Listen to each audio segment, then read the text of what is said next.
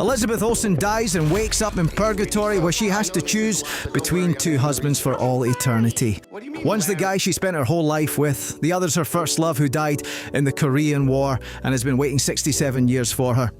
And she can't pick both. Welcome to Eternity, a rom-com about the afterlife that has a great premise, some genuinely clever ideas, and then kind of forgets what to do with all of it. Welcome back. Today, we're talking about Eternity, a new afterlife rom-com that's trying to be defending your life, meets The Good Place but ends up somewhere in between. I wanted to love this. The setup is fascinating, the cast is great, but the execution, let's get into it. Here's the deal. Miles Teller plays Larry, who chokes to death on pretzels and wakes up on a train headed to the Junction, this massive purgatory station that's part hotel, part convention centre. There are afterlife coordinators helping dead people choose which themed eternity they want. Smoker's World because cancer can't kill you twice, Studio 54 World. Man-Free World, currently at full capacity.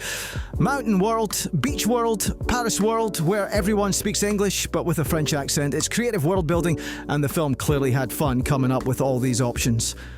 Larry's waiting for his wife Joan, played by Elizabeth Olsen, who was terminally ill when he died. She shows up soon after, sweet reunion, right? Except there's a problem. Joan's first husband, Luke, played by Callum Turner, is bartending at the Junction.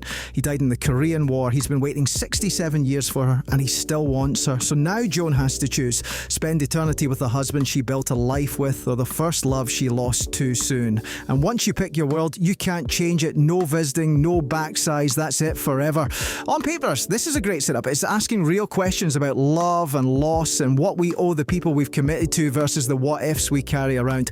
Do you choose the comfortable intimacy of decades together or the passion it might have been that never got its chance? That's meaty stuff for a rom-com, and Elizabeth Olsen is genuinely torn. You believe she doesn't know what to do. She plays Joan with this nervous determination, someone who spent her whole life sacrificing for others and is finally asking what she actually wants. That's the best part of the movie. But here's where it falls apart. The premise is more interesting than the execution. The love triangle never quite clicks because neither guy is that compelling. Miles Teller plays Larry as this anxious, chatty guy who's suddenly realizing he took his wife for granted. Callum Turner plays Luke as the hot, confident, patient one who's been waiting decades. And the movie keeps telling us Luke is the sexy choice, like his hotness is a personality trait, but neither of them feels like a full person. They're just options. Door number one or door number two. And that's the problem with the whole movie. It builds this elaborate afterlife with all these rules and themed worlds, but then it doesn't know what to do with it. The rules feel arbitrary. You can't change your world once you pick it. Why? You arrive at the age you are happiest? Okay, but what does that even mean? Joan's brain is 80, but her body is 30. How does that work? The movie raises these questions and then just ignores them to focus on the love triangle, which would be fine if the love triangle was more interesting than the world building, but it's not. The supporting cast is trying their hardest to make this work. Dave Vine, Joy Randolph and John Early play the afterlife coordinators, and they're a comic delight. Every scene with them has energy. There's also this character, Karen, Joan's friend, played by Olga Meredith, who steals every moment she's in. These people are having fun, but the leads, there's no chemistry.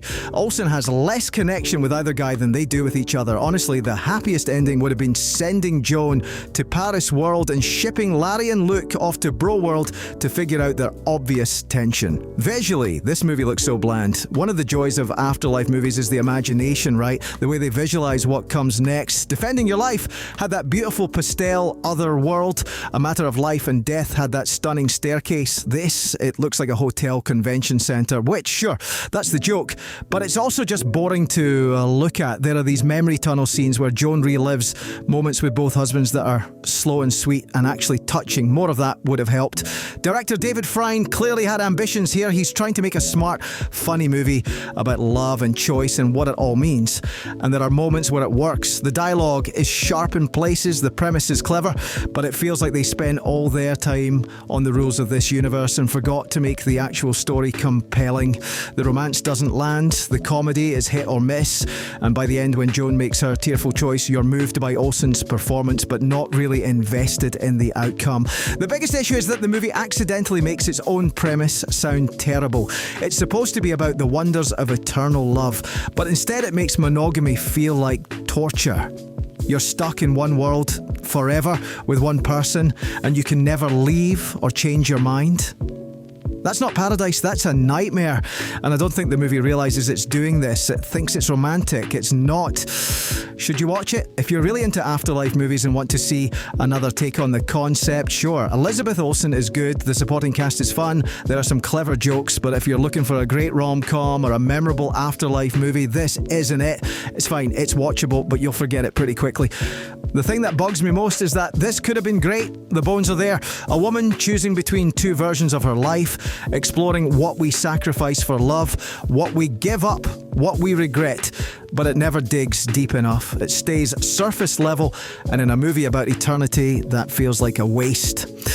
Thanks for watching. See you in the next one.